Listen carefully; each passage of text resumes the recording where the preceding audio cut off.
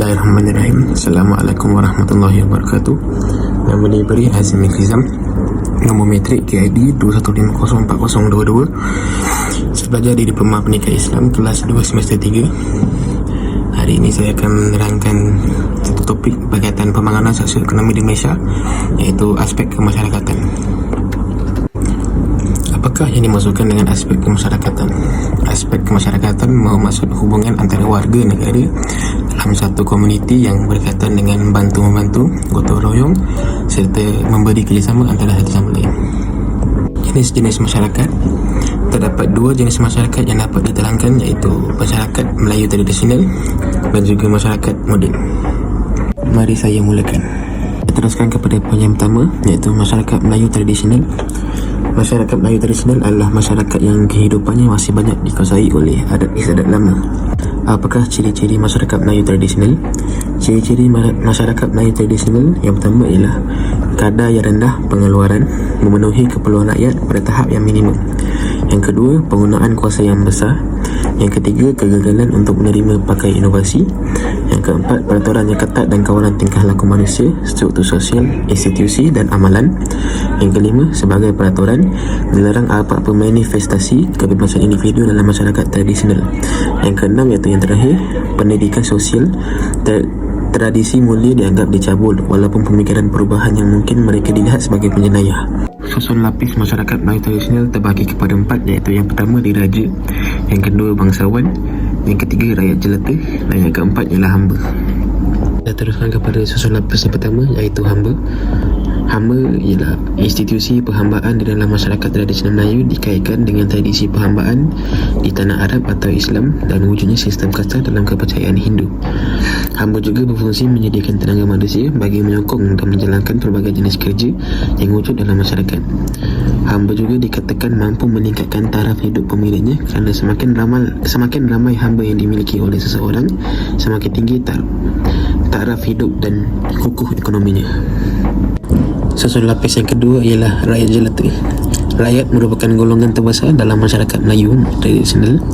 Fungsi utama rakyat adalah dari aspek mental, fizikal dan tradisi ialah menyokong dan patuh kepada institusi raja dan pembesar.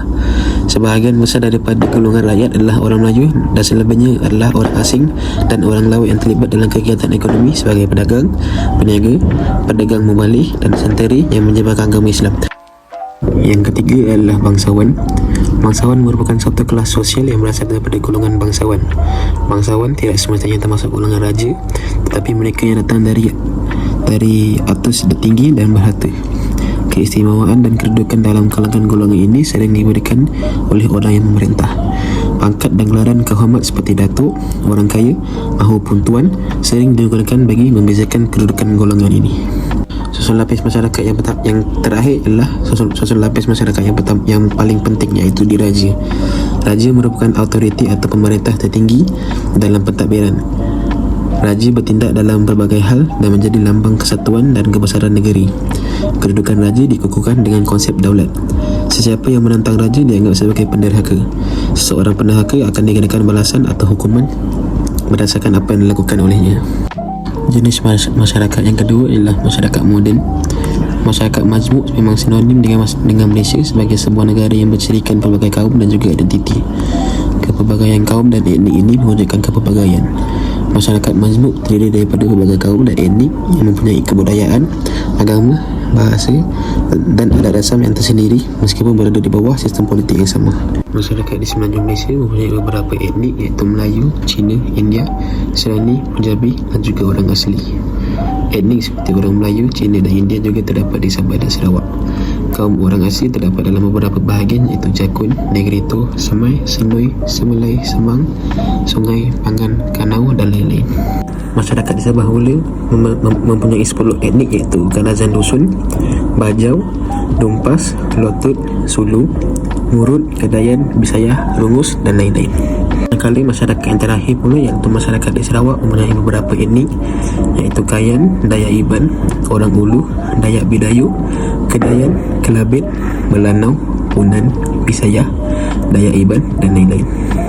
Terdapat beberapa agama dan juga penganut di dalam masyarakat ini, iaitu agama yang pertama ialah agama Islam, penganutnya ialah masyarakat Melayu dan kaum lain.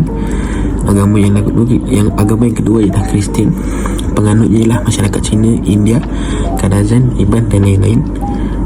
Agama yang ketiga ialah Buddha, penganutnya ialah masyarakat Cina. Agama yang keempat ialah Hindu, penganutnya ialah masyarakat India. Agama yang kelima ialah Sikh, penganutnya ialah masyarakat Punjabi. Agama yang kelima ialah Confucius, penganutnya ialah masyarakat Cina. Agama yang keenam Taois, penganutnya ialah sebahagian kecil masyarakat Cina. Dan agama yang terakhir ialah Animisme, penganutnya ialah majoriti orang asli. Di dalam ajaran masyarakat moden terdapat rukun negara. Rukun negara dibentuk dengan tujuan utama iaitu membentuk perpaduan yang kukuh.